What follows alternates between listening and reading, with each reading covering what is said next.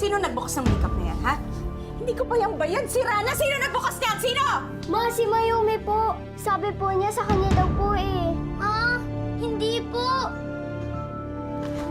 Sinasabi ko na nga ba, ikaw hindi ka talaga mapapagkatiwalaan dito sa bahay, eh. Ka dito. Ha? Iniwang kita para maglinis ng bahay, ha? Hindi para gamitin yung makeup ko. Sinama mo pa yung anak ko sa kalandian mo, ha? Yung matinuturo sa'yo ng